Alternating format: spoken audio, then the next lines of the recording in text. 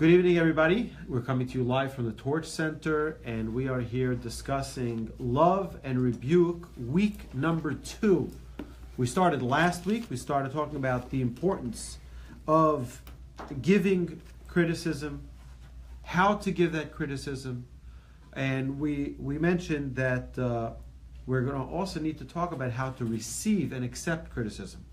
But I want to share with you something I was learning during this week from the Chafetz Chaim. The Chafetz Chaim writes an amazing bunch of pages on criticism. I want to read with you one paragraph. Al Yomar Ha'adam, a person should not say, Mali lahachnis atzmi bezeh. A person should not say, why should I get involved with this? Right?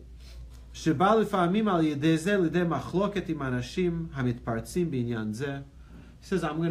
to get involved. You know, many times people go crazy. You start criticizing them, they go nuts. He says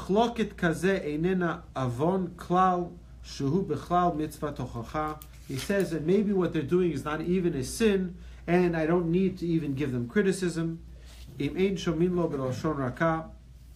Okay. See,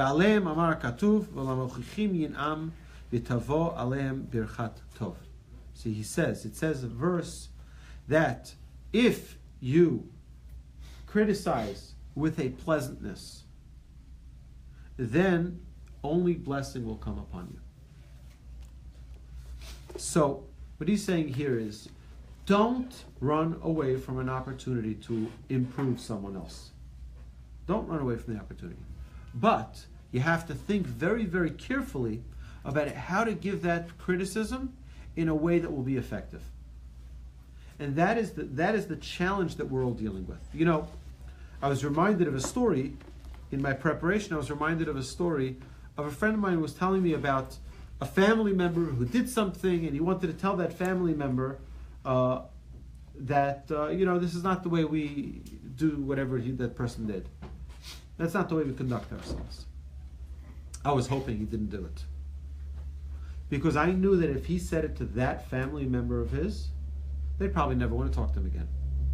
I wasn't wrong, right? Sadly, it wasn't his place. He didn't know them well enough. And he said something, right, with the greatest of intention. With the absolute purest intention. But if you don't know who that person is, don't start criticizing them.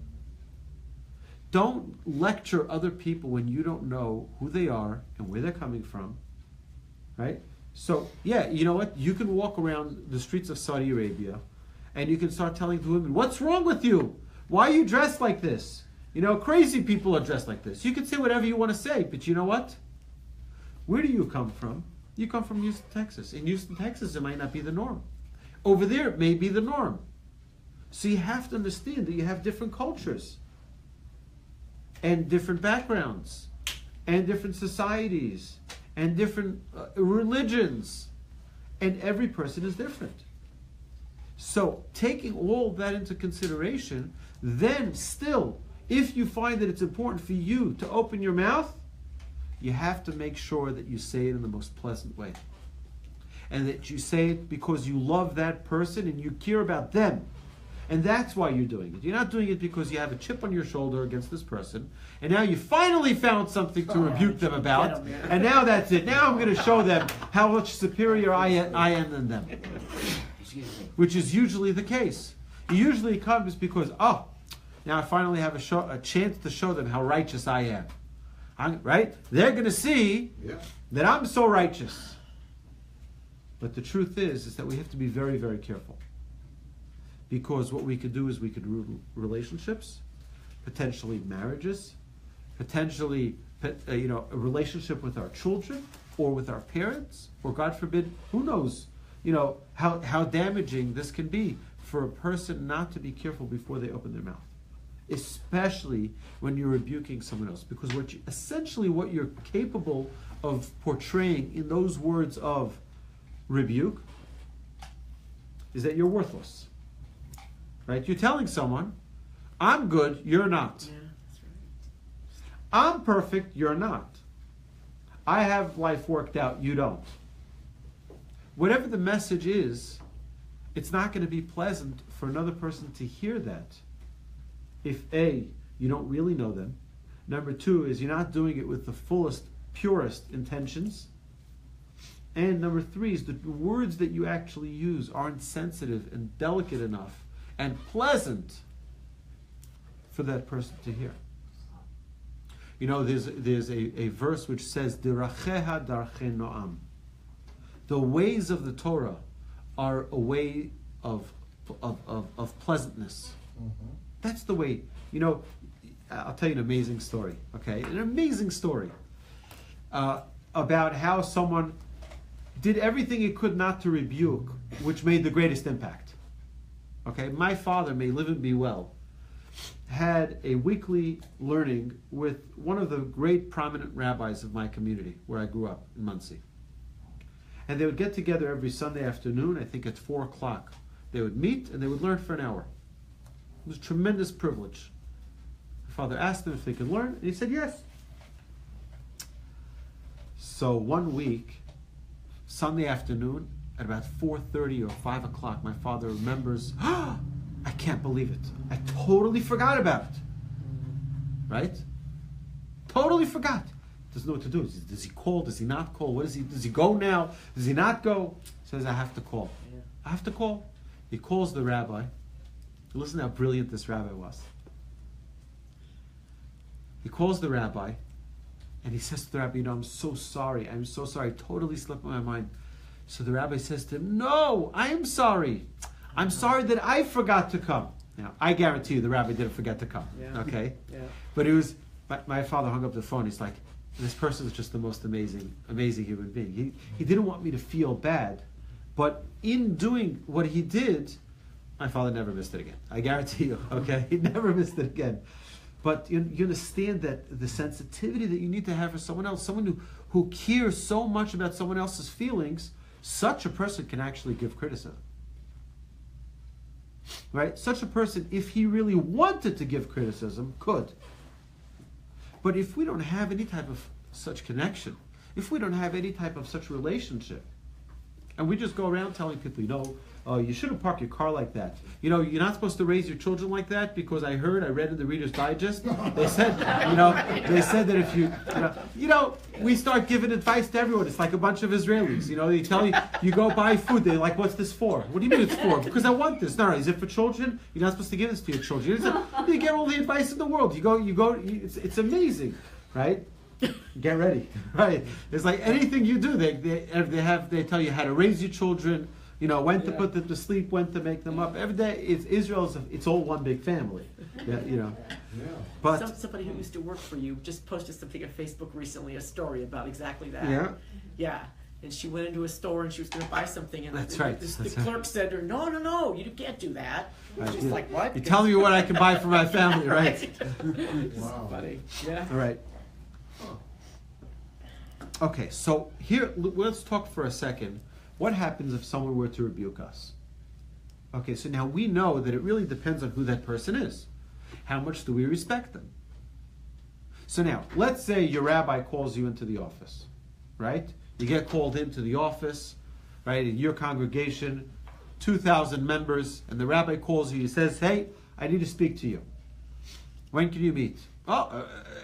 As soon as you want, whenever it's good, I'm available, right? You go to the office. Rabbi says, I was thinking about how to say this, but and he gives you his rebuke, right? So how would you feel? Now, you may feel embarrassed, but if the rabbi is really, tactful, you hopefully won't feel embarrassed, but you'll feel, he really cares about me, which is why he reached out to me, and you'll most likely accept it.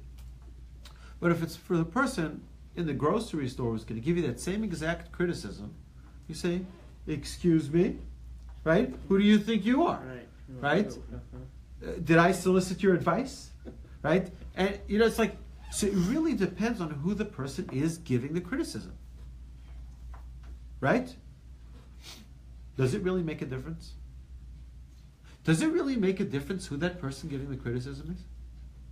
Because if we're being objective, okay, if we're being objective to the facts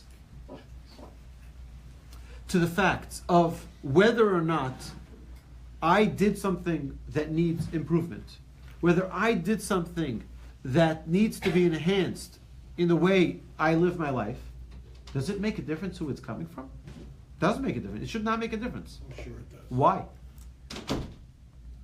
There's some people I'll never pick criticism from. And the person has to know you well enough to give you the criticism. I know, but if we are seeking to be the greatest people we can be, shouldn't we be willing to take criticism from wherever we can get it? Not, man. But it may not be. It may be incorrect criticism if the person doesn't know you. I was just thinking. It has to be One second. What did we say in class a few weeks ago? Which is why we spoke about pain and suffering before we spoke about this class. Everything is a message. So if you needed to hear this, even from someone who you don't necessarily respect, even if it's from someone you don't care much about, even if it's someone you don't respect, why should it make a difference? You needed to hear it for you to have a wake-up call. So it wasn't served on a silver platter. So it wasn't from someone who is your role model. So, if our goal is really to become the best possible person, it shouldn't make a difference. As long as it's honest criticism. For sure. Or it makes sense. You know, I think you have to make that determination. What do you had a question? Well, I was just gonna say, the same criticism from somebody you respect versus someone you hate, and it's the same criticism.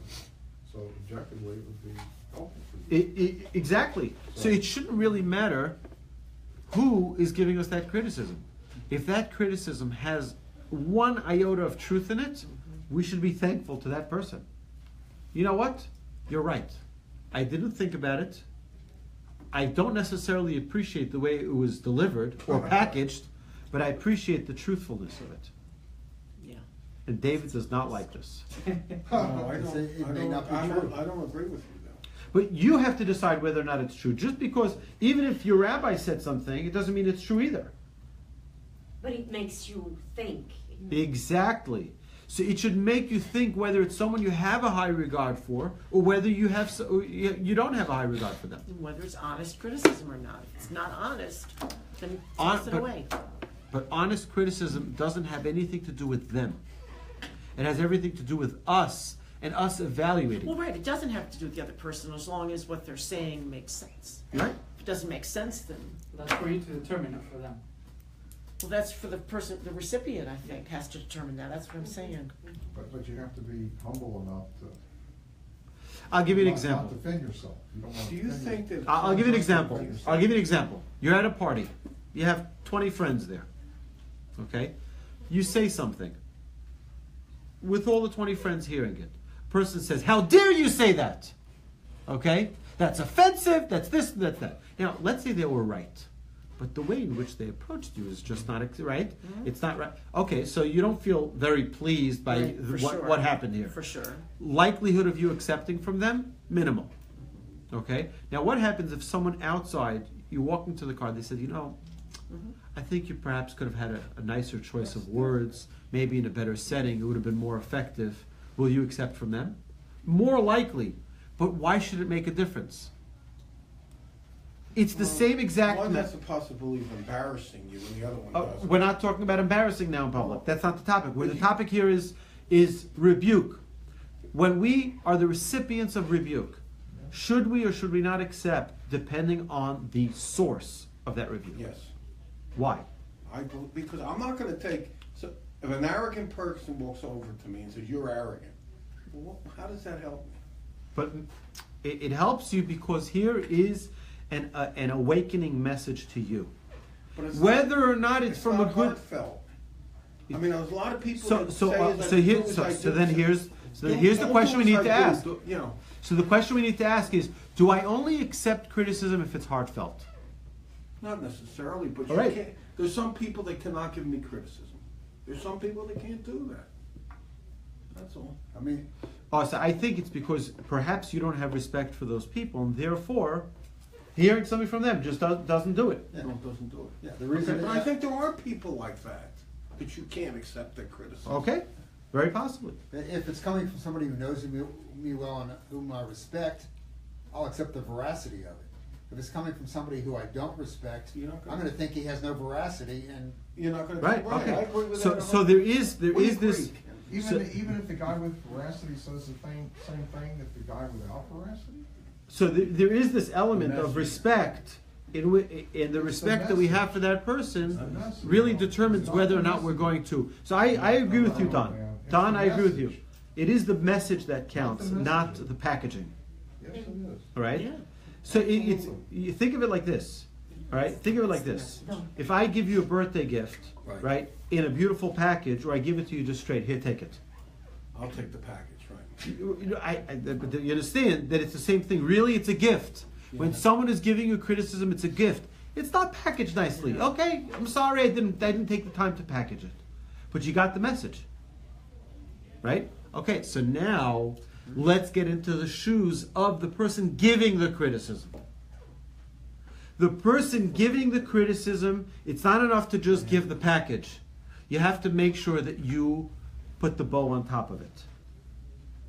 It's not enough that you're truthful, it's that you mean it, you love them, you care about them. That's not enough.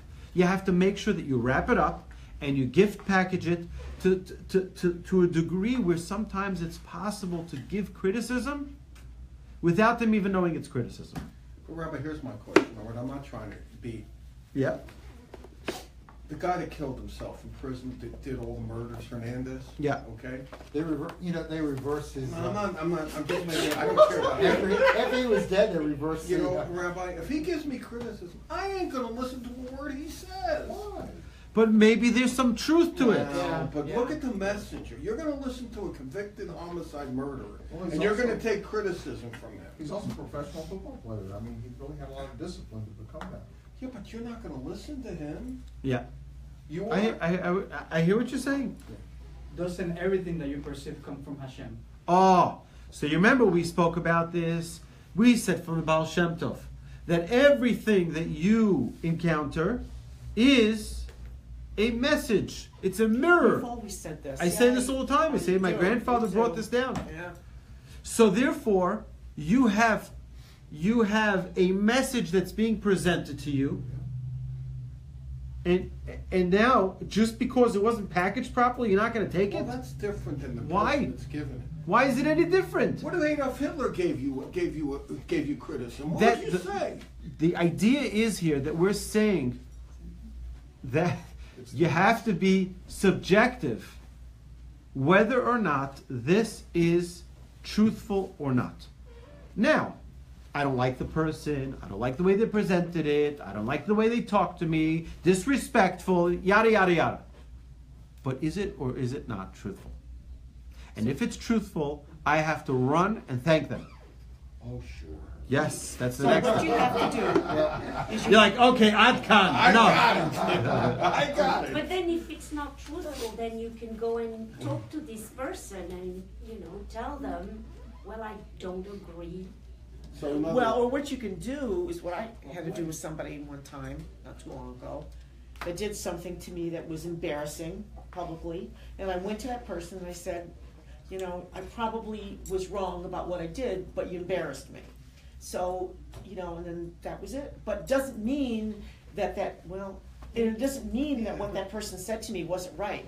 And I think that, you have to have some introspection and you think about it later on. That happens to me a lot. Somebody will do something to me and I think, oh, right, And then I think about it later and I think, well, maybe there's some validity to all of that. Okay, so Right? Am I right or am I wrong? 100%, 100%. So here's the thing. What As happens being, is, Gotta have that validity. when you're Loretta. arguing or debating with someone, once they start cutting you down as opposed to the message, they've lost.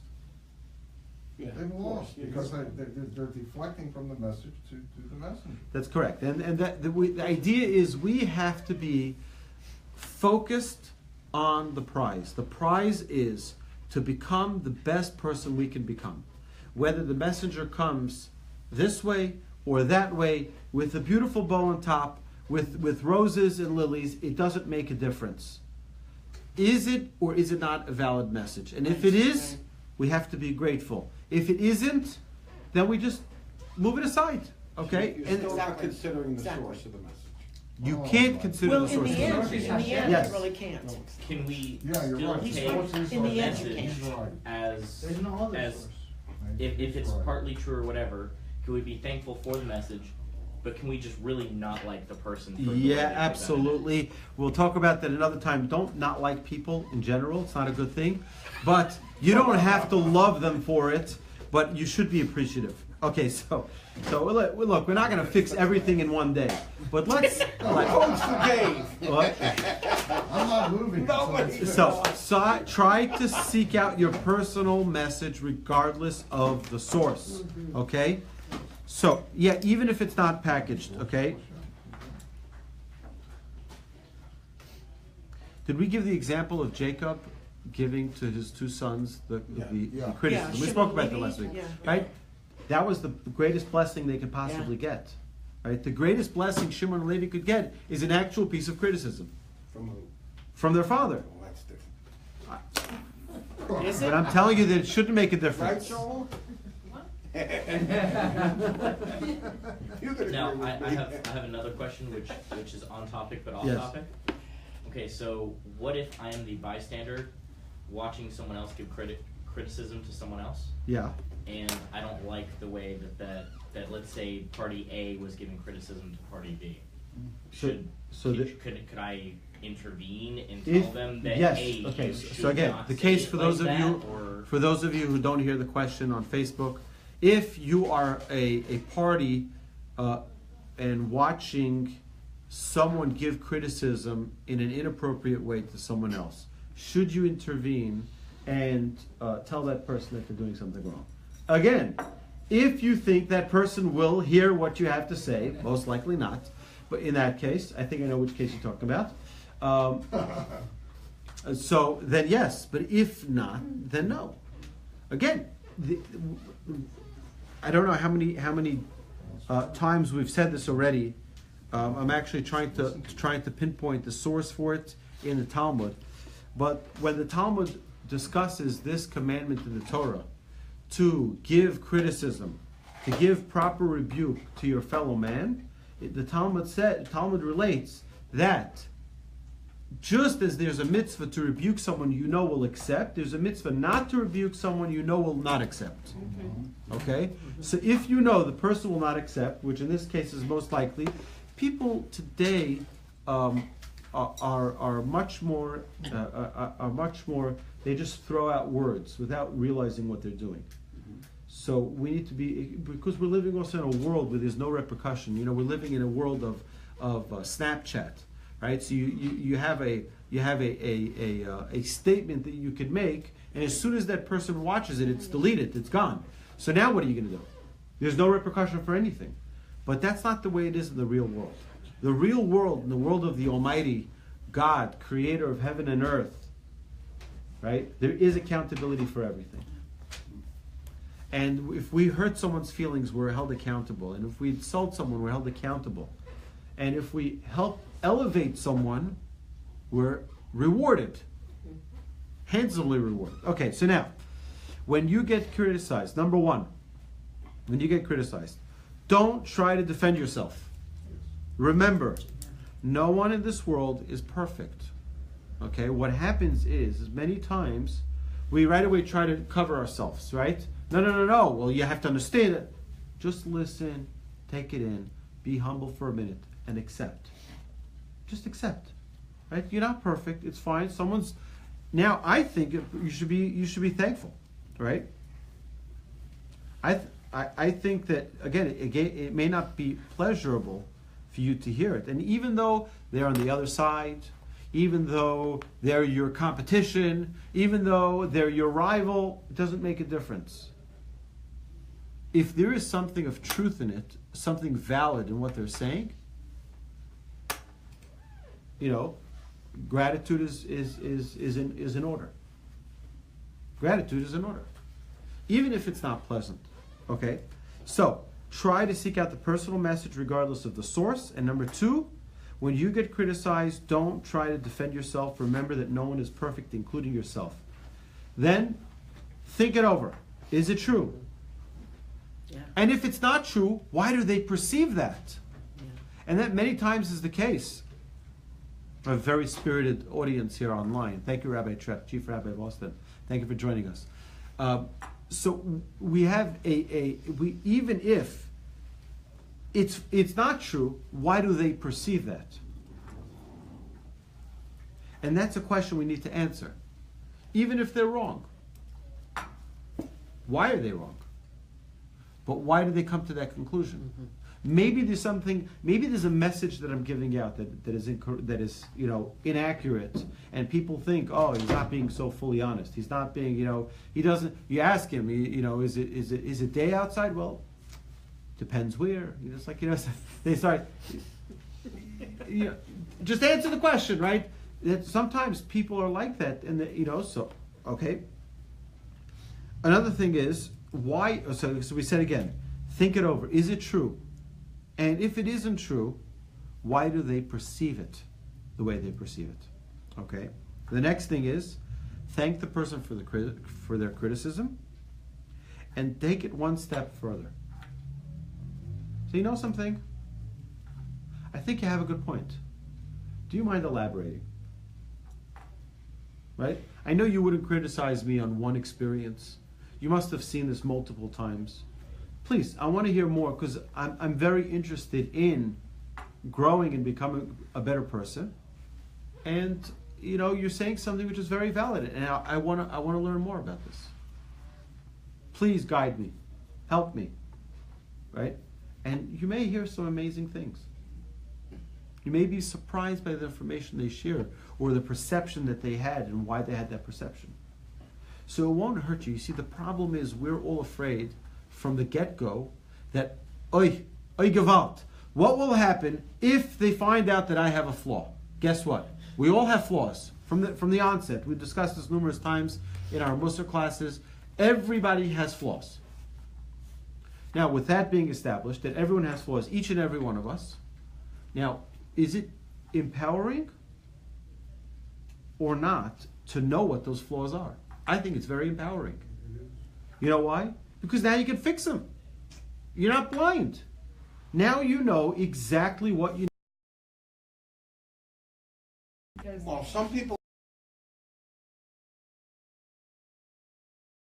person. So that is many times that is true many times where we see people are taking advantage of other people. I'd like to put it as, and like to make people feel little around them. Right, yeah. Okay, so in such a case, why would you want to be next to them anyway? You wouldn't, but Okay. you're supposed to You're accept talking about criticism. accepting criticism, yeah, exactly. Again, you have to subjectively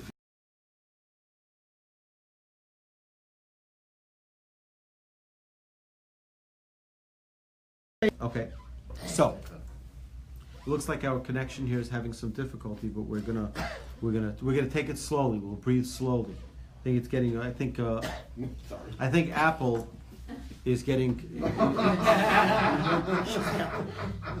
He had the biggest hacker in history. That's right. Maybe you've been hacked. Yeah, we weren't criticizing Apple products. We weren't. Things. Someone.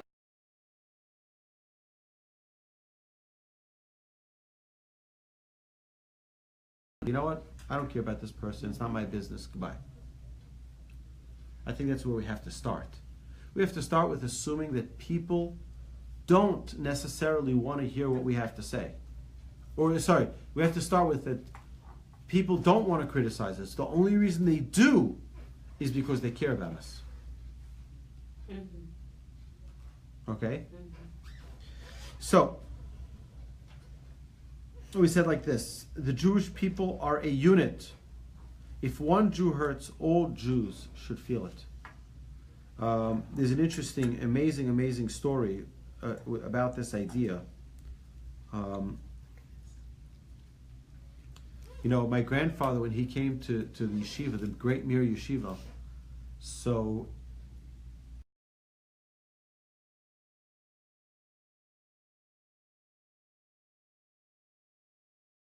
say things. And that's what we really need to be careful about. Helping another Jew is helping yourself too. We're all one people. We're all one nation. The Talmud says that Jerusalem was destroyed because people didn't correct each other.